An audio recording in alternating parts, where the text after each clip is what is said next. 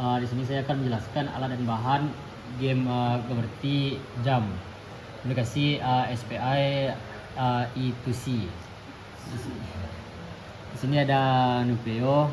Ini bukan Nucleo, ini merupakan master yang terhubung pada OLED. Ini slave. Ini post button, buzzer, LED merah, LED green.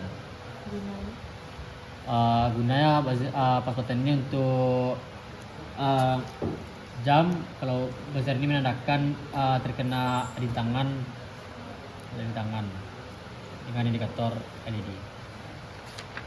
Selanjutnya ada flowchart dari game Geometry Jam, dimana itu ada flowchart logika game, dimana ketika pas button menandakan mulai, maka LED hijau akan hidup. Lalu ketika dia melompat, maka karakter yang ada di outnya akan melompat dan menandakan bahwa buzzer akan bunyi.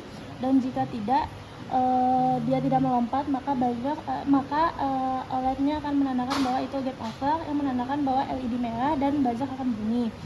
Lalu ketika dia karakternya tuh lompat terus kena tangan, dia akan game over dan akan diulang dari awal. Lalu ada flowchart bagian master, dimana itu melakukan inisialisasi sistem terlebih dahulu, dimana game akan dimulai. Jika tidak dimulai gamenya, maka akan melakukan inisialisasi sistem kembali. Jika gamenya akan mulai, maka gamenya akan jalan sehingga pas buttonnya akan ditekan, dimana ketika dia tidak ditekan maka ini akan berulang 0, sedangkan ditekan maka buttonnya akan berulang 1. Lalu ketika ini dijalankan pas buttonnya, maka kena rintangan, maka terjadi game over. Jika tidak, itu lanjut mainan. Lalu ada flowchart slave, dimana itu melakukan inisialisasi sistem, dimana itu menerima data dari master, dimana data sama dengan game berjalan. Jika tidak, dia akan menerima data kembali dari master. Jika iya, maka LED hijaunya akan on dan LED merah akan off. Nah, selanjutnya itu ketika datanya ini jam, jika iya maka buzzer akan on dan buzzer akan on. Jika tidak, maka game ini akan game over, yang menandakan bahwa LED merah on dan LED hijau off, dan buzzernya akan on.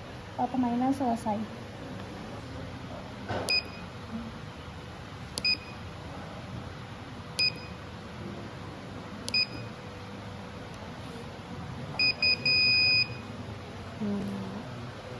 Saya akan menjelaskan untuk konfigurasinya. Nah, di sini untuk konfigurasinya itu sendiri kan tadi menggunakan 2 buah STM Nucleo G474RE, yang mana di sini digunakan untuk sebagai masternya, di sini digunakan sebagai slave-nya.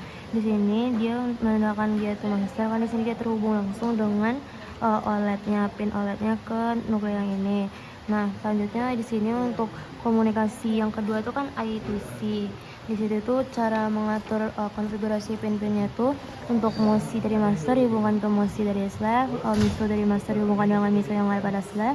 Lalu untuk SCK-nya juga SCK yang dari master dihubungkan dengan SCK yang ada pada slave, dan yang terakhir itu ada CS atau SS-nya juga dihubungkan di antara yang punya master sama punya slave. Lalu di sini untuk konfigurasi pada breadboard itu sendiri, di sini untuk OLED-nya itu dihubungkan ke ground dan ke power supply. Lalu di sini juga dihubungkan ke board yang masternya tadi. Itu di sini juga digunakan push button, yang mana digunakan untuk memulai permainan juga, dan juga untuk melakukan jam tadi pada permainan geometri jamnya. Lalu di sini untuk LED-nya, di sini LED merah itu dia nanti akan menyala ketika dia kalah. Lalu untuk LED hijau itu dia akan menyala saat permainannya itu berlangsung.